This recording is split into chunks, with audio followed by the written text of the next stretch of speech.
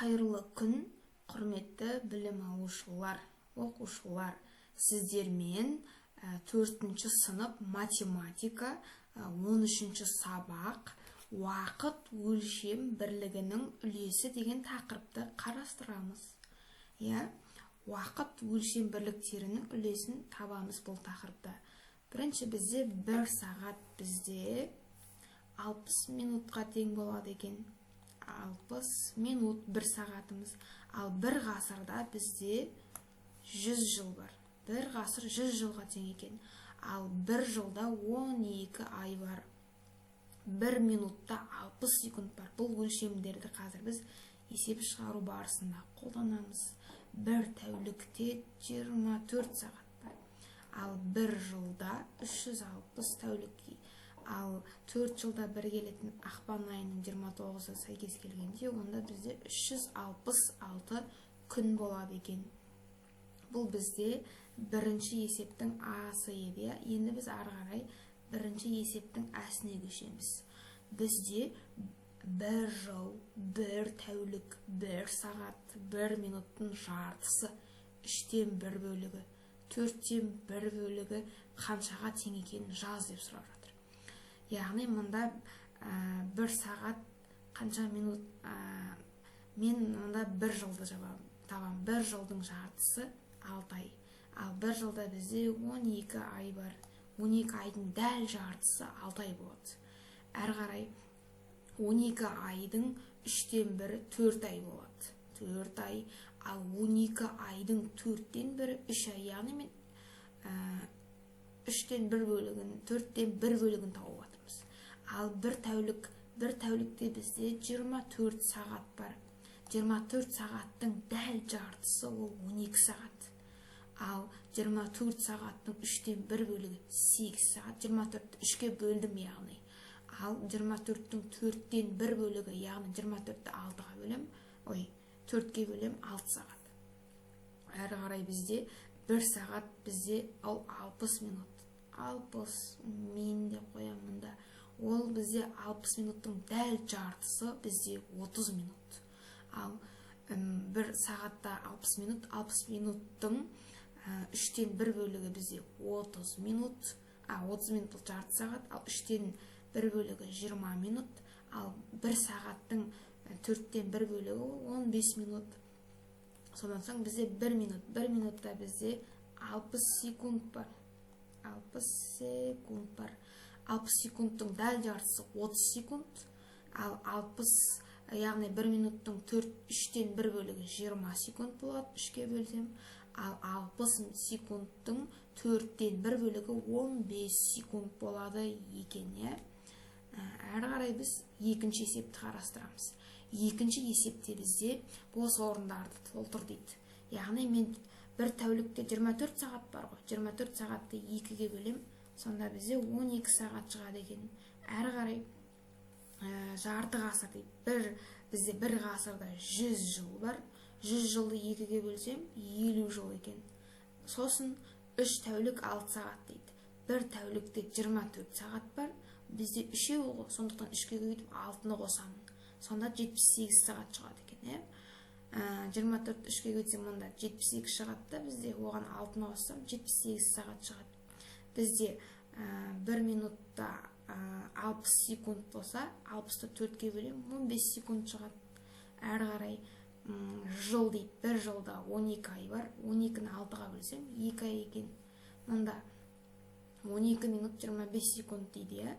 1 минутта 60 секунд бар. 60-ты 12-ге көбейтемін. Сосын 25 секундты қосам, сонда бізде 745 секунд болады. 720 болады да, 12-ні 60-ға көбейтсем, 25 қосам, 745 секунд. 3-тен 1 сағат дейді. 1 сағатта 60 минут бар. 60 минутты 3-ке бөлсем 20 минут шығады. Міне мұнда 20 минут екен. Әрі қарай 1 ғасырда бізде 100 жыл бар. 100 жылды мен 10-ға бөлем. Сонда 10 жыл шығады. Әр жылда 12 ай бар. 12-ні 10-ға көбейтсем, сонда 120 ай шығады. 6 сағат 9 минут. әр бір сағатта 60 минут бар. Сонда 6-ға көбейтемін, мында 360 болады. 360-ға 9 минутты қоссам, 369 минутымыз шығады екен. Әрі қарай бізде ойлан және жауап бер дейді. Атамның ауылында айтыс кешкі сағат 6-дан түн ортасына немесе тәуліктің 4-тен 1 дейді. Тәуліктің 4-тен 1 деген сөз, мен 24 сағатты 4-ке бөлем, сонда 6 сағат деген сөз. Тәуліктің 4-тен 1 немесе былай жазсам болады, 24-ті көбейтемін 4-тен 1-ге. Сонда да бізде бәрібірде сол 6 сағат шығады екен. Әрі қарай 3-ші есептің әсі, біздің ауылдағы Наурыз мерекесін атап өттік. Кешке қарай нақтырақ айтқанда кешкі 5-ке ширек уақыт. Ширек деген ол 15 минут қалғанда деген мағынаны білдіреді. Яғни сонда 16 сағат 15 минут. Яғни бұл 5-ке ширек деген, яғни 15 минут қалғанда деген мағынаны білдіреді ғой. Сонда басталуы 16 сағат 45 минут болады. Әрі қарай айтыс таң сәріге жалғасты. Ал таң сәріге дегеніміз таңғы 4:30, оны өзіміз білеміз, таңғы 4:30. Сонда мына екеуін қосатын болсам, бізде жалпы айтыс бізде 11 сағат 45 минут жалғасқан екен. Әрі қарай бізде есепті шығар дейді. Концертке әр қайсысы 3 минут болатын, 9-ге мен бірден көбейте салам. 3 көбейту 9-ым 27 минут. 4 минуттан 5-ге дейді, онда ол 20 минут алған. Ал 3 шығарма орындалды жарты сағаттан дейді, ол 30 минут.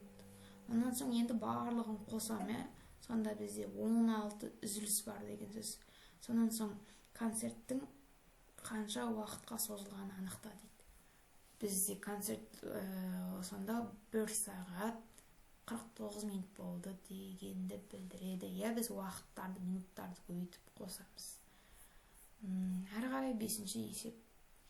Бір ғасырда 100 жыл болса, мен 100-ді 9-ға көбейтем, 900 жыл шығады. 144 сағатта қанша тәулік бар? Ол бізде 6 тәулік болады. 3 тәулік 14 сағатымыз бізде 86 сағат болады. 925 секундым 15 минут 25 секунд болады екен. 12 минут 30 секундым 750 секунд болады. 19 апта 5 тәулігім 138 тәулік. 9 жыл 10 айым 118 ай болады. 249 минутымыз 4 сағат 9 минут болады екен.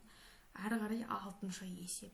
Жарты, ширек, 15 деген сөздерді қолданамыз, мына сағатты айтамыз. Негізі мына жерде сағат 4-тен 15 минут өтті деп айтамын, 16-15 деп айтсам болады. Бұны 4 сағат ширек минут деп айтсақ болады. Ширек 15 минут ширек деп айтамын. Әрі қарай мұнда 17 сағат 30 минут немесе жарым деп айтсам болады. 5 жарым деп те айтады негізі. Мұнда 7-ге ширек қалды деп айтуға да болады. 18:45 немесе 7-ге ширек уақыт қалды деп айтуға болады. 15 минут қалды деген сөз ғой. Әрі қарай мұнда бізде 19 сағат, мынақты 15 ғой, 19 сағат 15 минут немесе 19 сағат ширек деп айтсам да болады. Әрі қарай бізде 7-ші есеп. Әлия театрдан үйге келген кезде сағат тілі 15 сағат 5 минутты көрсеткен. Театрдан үйге дейін жолға 25 минут жұмсаған болса, қойылым сағат нешеде аяқталды дейді. Біз үйге келген уақытын жазамда, жолда жұмсаған уақытын алып тастаймын. Сол кезде 14 сағат 65 минут. Одан 25-ті алып тастайтын болсам, 14 сағат 40 минут. Демек, ол 2-ден 40 минут өткен кезде басталған екен ғой сонда. Әрі қарай 8-ші есеп. Амалдарды орындаймыз. Бірінші жақшаның ішін орындаймын, сосын жақшаның сыртындағыдан шыққан мәнді алып тастаймын, сосын үшінші 1005-ті алып тастаймын. Сонда бізде 46.639 қалады. Келесіде сонда ең бірінші бізде амал жақшаның іші орындалады. Жақшаның ішінен 50.000-нан 2341-ді аламын, онан соң 706.250-ден алып тастаймын, сосын қосамын. Сол кезде бізде 714.150 қалады. Әрі қарай мұнда бірінші жақшаның ішін орындаймын, сосын қосып аламын да сосын барып азайтамын. Сол кезде бізде 157.050 шығады. Мұнда да дәл солай жақшаның ішін бірінші орында аламын да, шыққан мәнді мына мәннен алып тастаймын. Сосын ең соңғы шыққан мәнді қосамыз. Сол кезде 912.679 деген мән шығады бізде. 9-шысы бізде сіздер оны линейкамен өлшесеңіздер болады. 45 мм шығады ұзындығы, ал биіктігі немесе Б деп айтамыз бұны. Мынау А, мынау Б. Екеуін көбейтсем 670 сантиметр квадрат өлшем бірлігін жазып кетуді ұмытпаймыз. Сонда мен ауданын таптым. Ойлан және жауап бер дейді. Арман айтыскер ақыннан жасың қаншада екенін сұрады. Ақын былай деп жауап берді. Егер мен қанша жыл өмір сүрген болсам, тағы дәл сонша жыл өмір сүріп, оған 2 жылды қоссақ, онда мен жасым 100-ге келеді дейді. Ақынның жасы нешеде дейді. Бірінші мен 100-ден 2-ні алып тастап, оның дәл сонша жыл дегендігі үшін мен оны 2-ге бөлдім. Сонда 49-да шықты. 100 жастан 2 жасты алып тастап 98 жас шығады. Не үшін 2-ге бөлдім? Дәл соның жартысы. Дәл сонша жыл дегендіктен мен 2-ге бөлдім. Немесе бұны теңдеу құрып шығаруға да болады. Оның дәл 1-2 жыл өмір сүреді да, оған 2 жылды қосады. Сол кезде 100 жас шығады. Сосын теңдеуді шешем. Ұқсас қосылғыштарды біріктіремін. 2А шығады. Тең 100 алу 2. Сонда 2А тең болады 98-ге. Мен 98-ді мына жерде 2-ге бөлдім. А тең 98 бөлу 2. А тең 49-ға шығады екен.